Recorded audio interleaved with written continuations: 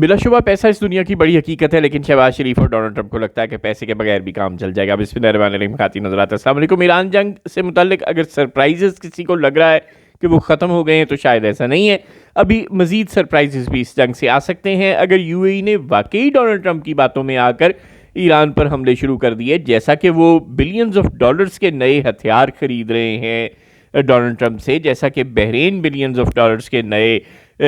Radar systems اور دیگر ہتھیار خرید رہا ہے ڈونلڈ ٹرمپ سے، جیسا کہ سعودی عرب پریشان ہے اور وہ کبھی پاکستان پر دباؤ ڈالتا ہے اور کبھی امریکہ سے باتیں کرتا ہے، تو یوں لگتا ہے کہ ابھی اس جنگ میں مزید سرپرائزز آ سکتے ہیں۔ اللہ نہ کرے کہ ایسا ہو، لیکن کوئی مسلمان ملک ایران پر جوابی حملے شروع کر سکتا ہے، اور جس طرح حزب اللہ اور ایران جب مل کر اسرائیل پر حملے کرتے ہیں تو ظاہر ہے ان کا جو میزائل ڈیفنس سسٹم ہے اس پر زیادہ بوجھ پڑتا ہے، اور ان کے انٹرسیپٹرز بر وقت تمام حملوں کو نہیں روک پاتے، اور کہیں نہ کہیں جب ایران اور حزب اللہ مل کر حزب اللہ راکٹ لانچر چلا رہا ہوتا ہے اور ایران میزائل اور ڈرون چلا رہا ہوتا ہے، اور فرض کریں کہ 100 ڈرون، میزائل اور راکٹ لانچر مل کر فائر ہوتے ہیں، اور تو ان میں سے کوئی 10 ٹارگٹ پہ لگ جائیں یا 5 ٹارگٹ پہ لگ جاتے ہیں، اور 95 کو وہ درمیان میں انٹرسیپٹ کر کے تباہ کر دیتا ہے اسرائیل کا میزائل ڈیفنس سسٹم۔ بین ہی اگر امریکہ، یو اے ای، سعودی عرب، قطر، بحرین، اسرائیل یہ لوگ مل کر ایران پر حملے کریں گے تو ان کے لیے بھی پھر بچنا مشکل ہو جائے گا۔ اللہ نہ کرے کہ ایسا ہو، لیکن اس وقت تک لگتا یہی ہے کہ ڈونلڈ ٹرمپ اور نیتن یاہو اور نریندر مودی بھی بالکل بھڑکا رہے ہیں یو اے ای کو، بہت زیادہ بھڑکا رہے ہیں، اگرچہ پاکستان اور سعودی اور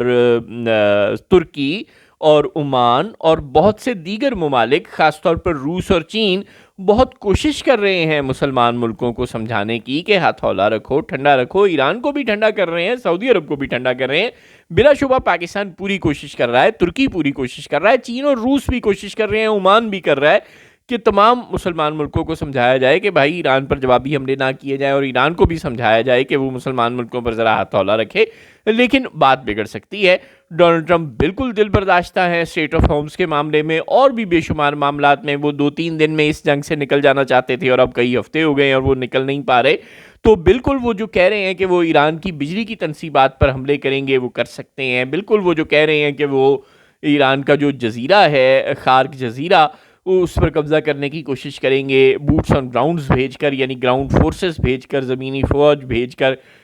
وہاں پر اپنا بحری بیڑا بھیج کر۔ 3 بحری بیڑے امریکہ سے پھر چل پڑے ہوئے ہیں مڈل ایسٹ کے لیے، تو یہ سب کچھ ہو سکتا ہے، ابھی سرپرائزز آ سکتے ہیں، لیکن وہ بات جو ہم نے شروع میں کی تھی، بات اصل وہی ہے کہ پیسے کے بغیر دنیا میں آپ زندہ نہیں رہ سکتے۔ محسن نقوی صاحب ماشاءاللہ پی ایس ایل کروا رہے ہیں بغیر شائقین کو بلائے، خالی سٹیڈیمز میں میچ کھلائیں گے، گویا کہ پی ایس ایل ہوگا لیکن سرکار کچھ نہیں کمائے گی۔ اب آپ ٹی وی کے رائٹ سے کتنے ایک پیسے کما لیں گے؟ اگر لوگ آتے، ایک اکنامک ایکٹیویٹی جنریٹ ہوتی، لوگ چپس خریدتے، لوگ پاپڑ خریدتے، لوگ کھانا خریدتے، اسٹیڈیمز کے ارد گرد ہوٹلوں کا بزنس چلتا، بہت کچھ چلنا تھا، ٹرانسپورٹ کا بزنس چلتا، لیکن ظاہر ہے وہ نہیں ہوگا، پیٹرول ہی نہیں ہے، لوگ کیسے پی ایس ایل کے میچ دیکھنے آئیں؟ بہت سے مسائل ہو گئے ہیں۔ جس طرح پاکستان کو لگ رہا ہے کہ وہ افغانستان کے ساتھ طویل عرصے تک جنگ کرتا رہے گا اور اس کے لیے پیسوں کی ضرورت نہیں ہوگی، یا ڈونلڈ ٹرمپ کو لگ رہا ہے کہ وہ طویل عرصے تک ایران سے جنگ لڑتے رہیں گے اور اس کے لیے پیسوں کی ضرورت نہیں ہوگی، تو ظاہر ہے یہ بچوں والی باتیں ہیں، ایسا ہوتا نہیں ہے، یہ دنیا پیسے سے چلتی ہے، یہ ایک فیکٹ ہے، اور بغیر پیسوں کے چاہے پاکستان ہو چاہے امریکہ ہو، حالات مشکل ہو جاتے ہیں۔ ایران کے لیے یہ مسئلہ بائی دی وے ہے نہیں، کیونکہ وہ بڑی دیر سے پابندیوں کے زیر اثر ہے، بڑی دیر سے وہ ایکسپورٹس پر باہر سے پیسے کما کر نہیں چل رہا۔ ایران ایک طویل عرصے سے بس لوکل اکانومی پہ بیس کرنا سیکھ چکا ہے۔ سال ہا سال سے امریکی پابندیوں کے زیر اثر رہنے کی وجہ سے ایران ایکسپورٹس کے ذریعے سے یا بیرونی دنیا سے تجارت کے ذریعے سے پیسے کما ہی نہیں رہا۔ وہ لوکل اکانومی ان کی جتنی گردش کرتی ہے بس اسی حساب سے وہ چل رہے ہیں، یعنی اپنے ملک میں چیزیں بناتے ہیں، بیچتے ہیں اور پیسے کماتے ہیں اور کھاتے ہیں، آپس میں ایک دوسرے کو ہی ٹریڈ کر رہے ہیں ایران کی کمیونٹی کے لوگ،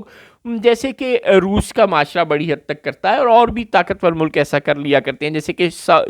شمالی کوریا ایسا کرتا ہے۔ گویا اس وقت تک ایران کا بھی یہی حال ہے کہ وہ ان کی اکانومی لوکل ہے، لیکن پاکستان کی یا امریکہ کی اور سعودی عرب کی، یو اے کی اکانومیز ایسی نہیں ہیں، چنانچہ جو اکانومی پر بہت برا اثر پڑ رہا ہے وہ ایران کے علاوہ دیگر ملکوں کی پڑ رہا ہے، اور یہ اس طرح کے پی ایس ایل کروا کے جن کا کوئی فائدہ نہیں ہوتا، اس طرح کی جنگیں لڑ کے طویل عرصہ تک افغانستان کے ساتھ، جس پر کہ ہماری معیشت پر بہت برا بوجھ پڑ رہا ہے، زیادہ تر نہ ہم سروائیو کر سکیں گے نہ ڈونلڈ ٹرمپ سروائیو کر سکیں گے۔ ہاں، ڈونلڈ ٹرمپ کے راستے میں تو ایک رکاوٹ ہے کہ مڈ ٹرم الیکشن ہونے والے ہیں اور ان کو احساس ہے کہ وہ عوام میں اپنی مقبولیت کھو رہے ہیں، لہٰذا شاید وہ اس جنگ سے جلدی نکلنے کی کوشش کریں۔ پاکستان میں تو یہ بھی مسئلہ نہیں ہے، نہ کبھی کوئی الیکشن ہونا ہے، ہو بھی تو سکندر سلطان راجہ جیسے لوگ موجود ہوتے ہیں گند صاف کرنے کے لیے، لہٰذا یہاں کے حکمران اپنی منمانی کرتے رہتے ہیں، اور اس کا الٹیمیٹ نتیجہ یہ نکلنا ہے کہ پٹرول ڈیزل کی قیمتیں جنگ کے بعد بھی کنٹرول میں نہیں ہونی،